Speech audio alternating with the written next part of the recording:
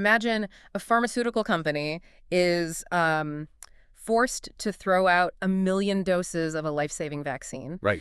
And not because the medicine was improperly mixed or because the storage freezer broke and the temperature spiked, Yeah, nothing like that. but simply because a software glitch in the temperature tracking system couldn't be legally definitively proven to be a fluke. Wow. Because, in the world of life sciences, if you cannot prove the software works flawlessly, the physical product is basically as good as dead. Yeah, and the really tragic part of that scenario is that the drug itself might be perfectly fine. Right. But without that cryptographic, time-stamped proof that the monitoring systems were functioning according to regulation, an auditor just, well, they have to assume the worst. Mm-hmm. So the entire batch goes straight to the incinerator. Which is just wild to think about. Anyway, welcome back to the deep dive. You are here because you want to get past the surface level tech jargon and understand the actual mechanics of how our world operates. Exactly. Separating the signal from the noise. Right. Without drowning in an ocean of white papers. Huh. And today's map through this territory is this really fascinating guide by Omer Simon. The CEO of Validfor. Yes, exactly. And the guide is titled Automated Validation Testing, What It Is and How You Can Benefit. It's a highly practical look at a massive paradigm shift. Yeah. We're looking at how these heavily regulated industries, pharmaceuticals, medical devices, biotech, how they are desperately trying to use software automation to prove their systems work. Without getting completely buried under mountains of literal paperwork. Right, exactly. Okay, let's unpack this. Why does computerized system validation, or CSV as the industry calls it, why does it traditionally take months of just agonizing line-by-line manual checks? Why is proving that software works such a notorious bottleneck? It really comes down to the regulatory burden of proof. Regulators like the FDA, they don't just want to know that your software works today. They demand documented proof that the software does exactly what it's supposed to do every single time under every possible condition. And this is key, that nobody tampered with the results. Right, the security aspect. Exactly. And historically, the only way the industry really knew how to prove that was with extreme brute force manual labor. Oh, man. I'm just picturing, rooms full of binders. Oh, floor-to-ceiling binders. Seriously. A traditional validation cycle requires hundreds, sometimes thousands, of manual test scripts. Wow. You literally have a human being sitting at a monitor reading a script that says, click the login button. They click it. They click it, and then they take a physical screenshot. You're kidding? Nope. They print that screenshot on paper, they sign it with a wet ink pen to take legal responsibility for it, and then they place it in a binder. That sounds exhausting. It is incredibly slow. And ironically, because it involves so much human repetition, it's highly prone to errors. Which I think perfectly sets up the tension we're looking at today. Because Simon's guide references this 2024 report that lays out the tantalizing promise of automation. The dream, basically. Right, the dream.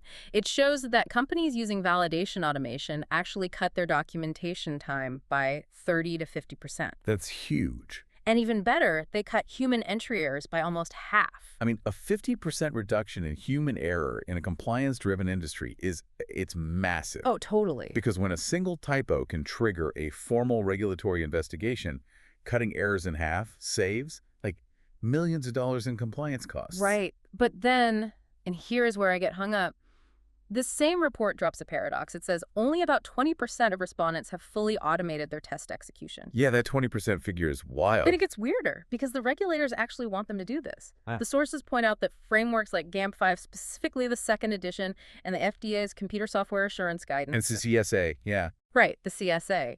They actively encourage intelligent, risk-based automation.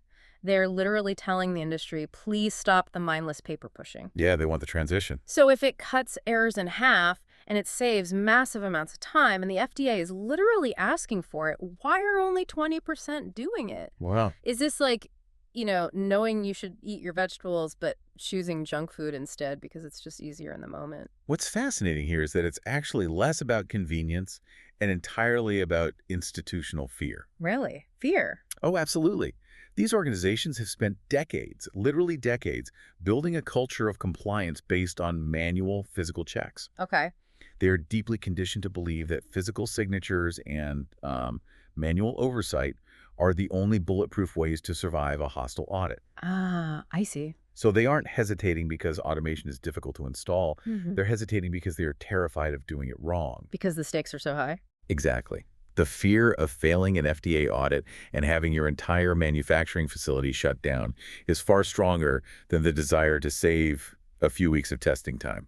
Man, that hesitation makes a lot of sense when you put it like that. It really does. But to really understand why that adoption rate is stuck at 20%, we have to define what automation actually means in this highly regulated space. Yes. Because it seems like people are using the exact same word to describe very, very different mechanisms. And blurring those definitions is exactly what gets companies in trouble. Right. There's a fundamental mechanical difference between test automation and validation automation. Okay, wait, let me stop you there. Because if my IT team already uses a tool like Selenium or Tricentis to run automated tests on our software, and those tests pass with flying colors, why can't I just link those results directly to my FDA compliance report? Like, why do I need a whole separate layer of validation software? Because an IT testing tool like Selenium doesn't care about the chain of custody. Oh. Yeah, software engineering has been doing test automation for years. Mhm. It clicks the buttons, it runs the code, it tells you if the software crashed. Right, that's what it's built for. Exactly. That is test automation. But executing a test only proves to an engineer that the software works. Okay. Validation automation means automating the entire compliance lifecycle. I see. You have to prove to a regulatory auditor that the test was done correctly, securely, and that the results were never tampered with after the fact. Here's where it gets really interesting. I want to try an analogy here. Tell me if this tracks. Let's hear it. So, test automation is like having a really advanced spell checker on your computer. Okay. It quickly scans your document, it highlights the typos, and does the execution flawlessly. Right. But validation automation is like having a legally certified editor. Not only do they check the spelling, but they put your manuscript in a time-locked vault. Yeah. Take a photograph of you putting it in there, record the exact millisecond the vault closed, and provide a sworn affidavit to the publisher that the manuscript was never altered. That is exactly how it works. That's Okay. a perfect analogy. Okay. The spell checker is great for efficiency, sure, but it doesn't hold up in a court of law. Right, of course. The certified editor with the time-locked vault does. And the mechanism behind that vault is a regulation you will see everywhere in this space. It's called 21 CFR Part 11. Okay, yeah, I saw that acronym everywhere in the sources. Yeah. What is the actual mechanism there? Why did 21 CFR Part 11 even come about? Well, decades ago, as computers first started entering manufacturing, the FDA realized they had a massive problem on their hands. Which was? A physical signature in ink is hard to forge and easy to verify. But a digital checkbox? That's meaningless. Like anyone can click it. Anyone can click it and anyone can unclick it. So 21 CFR Part 11 was created to guarantee that a digital click is as legally binding, permanent, and tamper-proof as a physical signature in blood. It requires strict audit trails. If you change a record, the system must permanently record who you are, when you changed it, what the old value was, what the new value is, and why you changed it. So the confusion happens when companies buy a basic test automation tool, run their scripts, and think they've just, solved their validation problem. Exactly, they haven't. They just made the spell checker faster, but they still don't have the time-locked vault. Precisely. So understanding that crucial difference, where exactly should an organization point these automation tools? Good question. Like, if we want to hit that sweet spot and actually see those massive time savings, what do we hand over to the machines? You look for the tasks where human psychology actually becomes a liability. Oh, interesting. Yeah, because automation inherently outperforms humans in consistency, repeatability, and traceability. Think about the repetitive regression tests that happen every time a cloud system updates. Like checking user permissions or verifying that a 10-digit part number field won't accidentally accept 11 digits? Precisely. Human beings get bored running the same login test 100 times. I would. Right. And when human beings get bored, their eyes glaze over and they miss a critical error. Automation never gets bored. For example, a quality assurance team validating a massive cloud-based ERP system might automate, say, 80% of their core transaction tests. Okay. The machine handles the repetitive baseline testing, ensuring the foundation is solid every single time the software vendor pushes an update. And the results of offloading that repetition are undeniable. I mean, the guide cites a 2023 Capgemini World Quality Report noting a 45% faster turnaround on validation cycles using automated test suites. 45% is game-changing. Yeah. But Simmons' guide also highlights another massive benefit, and that's traceability. Yes, traceability is huge. And this is where we need to talk about the physical reality of doing this manually. I want you, the listener, to picture what a manual traceability matrix actually looks like. Oh, it's a total nightmare of spreadsheet management. Yeah. A traceability matrix connects the initial business requirement to the specific test that proves it, and finally, to the result of that test. Right, so picture a QA engineer sitting with two monitors. On one screen, they have a Word document with hundreds of requirements. On the other, they have an Excel spreadsheet with 10,000 rows. And they are manually copying and pasting a test ID from one system into column D of the spreadsheet, just praying that a VLOOKUP formula doesn't break. It's so fragile. One typo, literally one shifted row, and an auditor flags the entire system because the chain of evidence is broken. And that happens constantly. But modern digital validation software builds that matrix automatically in the background. That's amazing. As the automated tests execute, the software digitally forges the links between the requirement, the test script, and the result. There are no missing links because the system architecture just doesn't allow for them. But let me challenge that for a second. Sure. If I'm managing a QA team and I automate 80% of my testing and completely automate my traceability matrix, doesn't that make my team complacent? How do you mean? It sounds a bit like putting your car on cruise control and falling asleep at the wheel because you just assume the machine has it handled. It's a natural fear, for sure, but the reality is exactly the opposite. It actually heightens focus. Oh, really? Yeah. When you force a highly trained engineer to spend their week copying and pasting IDs into an Excel sheet, you are draining their cognitive energy. Oh, I see. When you remove that mindless busywork, you free them up to do what they actually went to school for.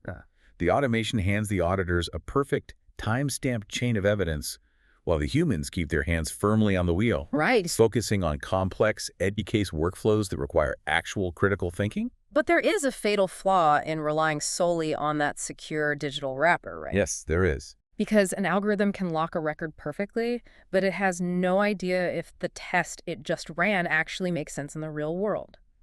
Which brings us to the absolute limits of this technology, the human element. Exactly. Automation is phenomenal at execution, but validation is ultimately about judgment. Right. The core question of any validation exercise is always, is this system fit for its intended use? A machine cannot answer that question because a machine lacks context. The guide outlines specific areas where human judgment is just biologically required. Requirements definition is the first one. You have to actually understand the real-world business process to know what needs to be tested in the first place. Right. But the one that really stands out to me is risk assessment. Like, how does a team decide what is high risk versus low risk? Well, risk assessment is incredibly subjective.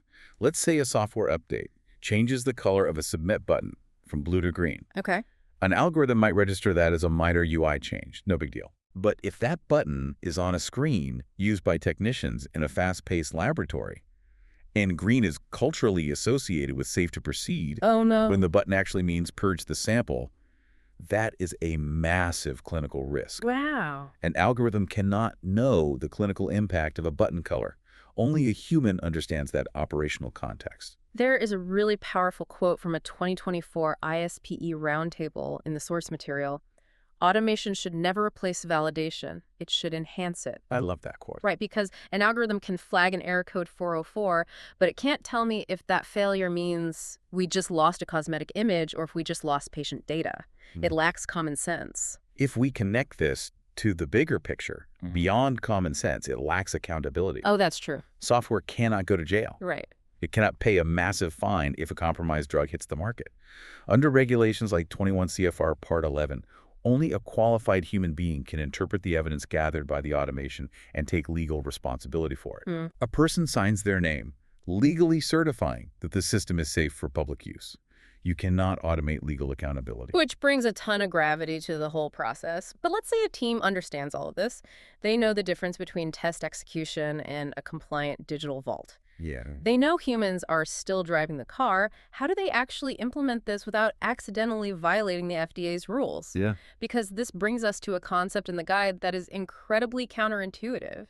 You're talking about the requirement to validate the validator. Yes, it is like the movie Inception, but for quality assurance. It really is. Under GAMP 5 principles, the automation platform itself must be validated. Like, Yeah. how do you validate a tool whose entire job is to validate other tools who check the checker? It is a paradox, but a necessary one. The regulators view your automation tool as part of your critical infrastructure. Okay. If you are using a software tool to generate the legal evidence that your manufacturing system works, you must first prove that the evidence-gathering tool cannot be tampered with. So, mechanically, what does that look like? Let's go back to the European Regulation Annex 11, or the US 21 CFR Part 11. Sure. Let's say my automated script takes a screenshot to prove a user logged in successfully. The moment that script captures that screenshot, it is no longer just a JPEG file on a hard drive. It is a regulated electronic record. Wow. So to validate the validation tool, you have to prove to an auditor that the system storing that screenshot is cryptographically secure. You have to prove that an engineer can't go into the back end, open that JPEG in Photoshop, Oh, wow. change an error message to a success message, and save it back into the system. You have to prove there are no backdoors. Exactly. You have to verify that the tool integrates securely with your quality management system, that the audit trails cannot be turned off by an administrator, and that the electronic signatures comply with federal encryption standards. So what does this all mean, looking at all of this? Validating the validator, managing strict security over every automated screenshot, designing the frameworks. I have to ask. Okay. Does automation actually remove effort, or does it just move the effort to a different department? That is the essential realization for any company making this transition. It absolutely redistributes the effort. Okay. The total hours of work might not drop to zero, but the type of work shifts dramatically. You have to make a significant upfront investment to build these secure frameworks. Right. And there's a continuous maintenance burden.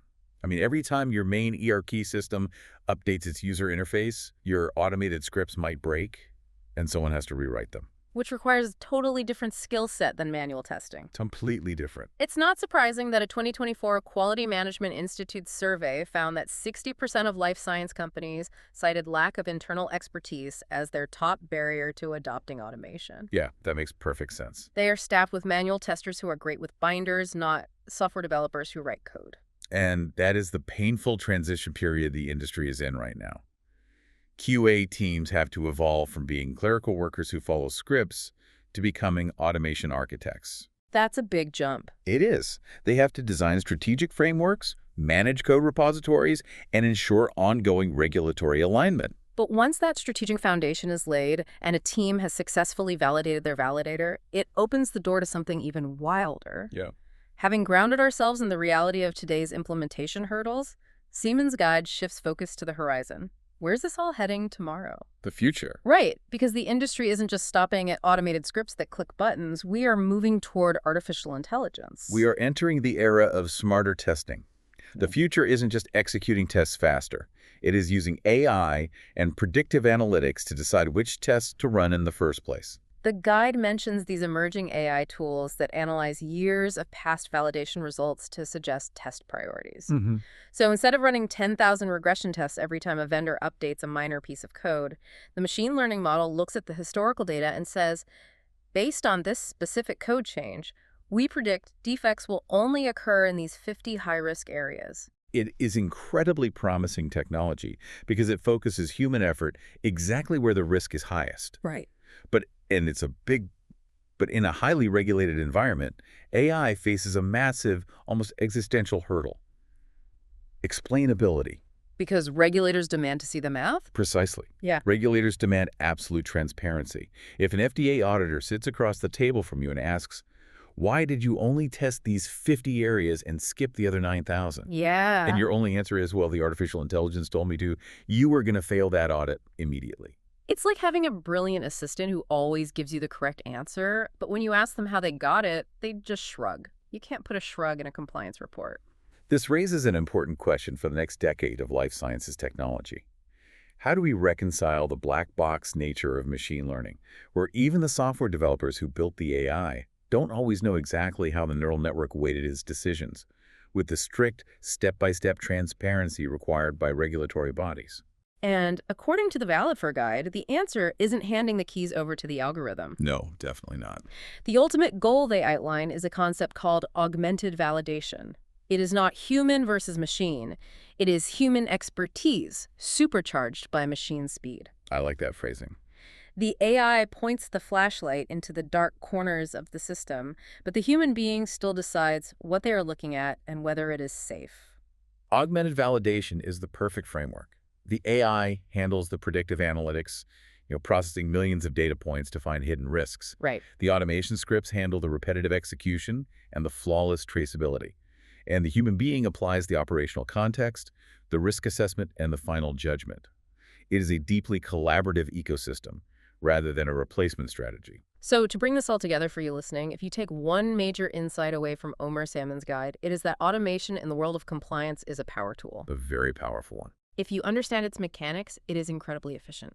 It will obliterate the mindless, repetitive tasks that cause human errors. It will build your traceability matrices in the background, saving you countless hours of spreadsheet agony. Oh, for sure. But just like a high-powered saw, it is incredibly dangerous if you use it without human oversight, proper architectural training, and a deep awareness of the regulatory environment you are operating in. The overarching lesson here is that the goal of the life sciences industry shouldn't be to automate everything blindly just to chase a faster turnaround metric. Right. The goal is to automate wisely. Every piece of technology implemented should serve to enhance human judgment, never to replace it. And that leaves us with something really fascinating to think about as we wrap up. We started this deep dive talking about the visible factory line versus the murky digital landscape.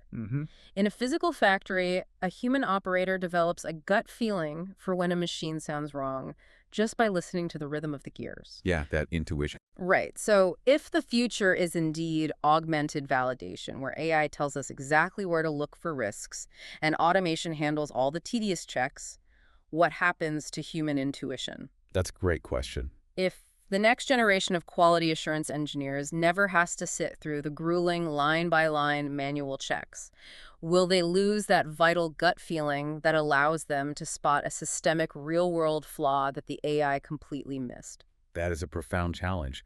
As we remove the friction of the work, we have to ensure we aren't also removing the deep intuitive understanding of the systems themselves. Something to mull over as you look at your own workflows and the tools you rely on this week. Thank you for joining us on this deep dive, and as always, keep questioning the systems that run our world. We'll catch you next time.